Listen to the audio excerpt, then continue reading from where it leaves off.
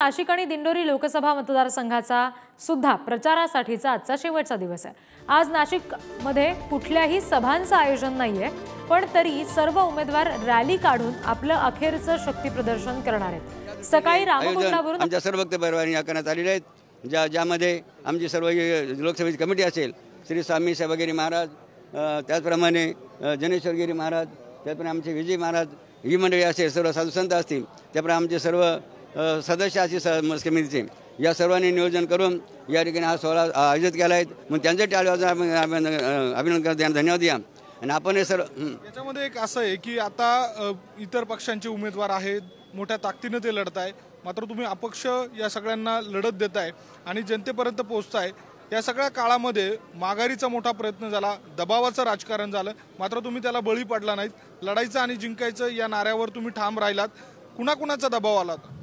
कारण मग आमच्या मंडळीने प्रथमच विडा उचलला होता। जसं प्रभू रामचंद्राने एक नारा दिलेला आहे की रघुकुल रीता सदा चैलाई, प्राण जाई पण वचन न जाई। म्हणून सुरुवातीला जे बजेट आम्ही ठरलं होतं की निवडणूक लढायची आणि जिंकायची, त्यामुळे कोणताच मागणीचा प्रश्न जरी कोणी किती त्या ठिकाणी प्रेशर आणलं किंवा त्याने आम्हाला प्रयत्न केला माघार घेण्याचा, मात्र आमचे कोणतेही मंडळी त्याला बळी पडले नाहीत आणि समर्थपणे उभे राहून पुनश्च या ठिकाणी मोठ्या ताकदीने आज उभे आहेत। आणि त्यांचा एकच नारा आहे, पहिला नारा आहे लढा राष्ट्रहिताचा आणि संघ शुद्ध राजकारणाचा। शुद्ध राजकारण करून या ठिकाणी आपल्याला लढायचं आणि जिंकायचं। आरोप प्रत्यारोपांच्या फैरी जडताय, महाविकास आघाडीचे उमेदवार असतील किंवा महायुतीचे, मात्र तुम्ही यामध्ये न पडता जनतेत एक वेगळ्या पद्धतीने जाताय।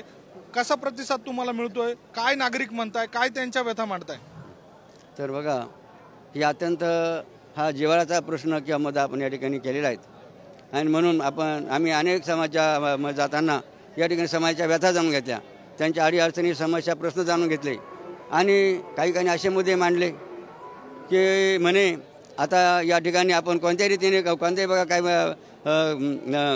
शक्ती वापरा म्हणे, मात्र या दोघांना झोपा म्हणे बरं का। असं त्या ठिकाणी आम्हाला या ठिकाणी काही असा काय बघा भगवंतांनी त्यांना प्रेरणा दिली असेल, त्यांच्या हृदयातून हे बघा हे उद्गार आम्हाला ऐकायला मिळाले। आणि आपण पाहतो ही सर्व मंडळी बघा, त्यांना वाटलंय की हा जो लढा राष्ट्रहिताचा संघ शुद्ध राजकारण आहेत, हे सर्वांच्या मनाला आणि हृदयाला भावले आहेत आणि सर्व मंडळी या ठिकाणी आपल्याला या लढ्यामध्ये अर्थ राजकारणामध्ये सहभागी आपल्याला सहभागी होताना दिसत आहेत। खूप धन्यवाद बाबाजी।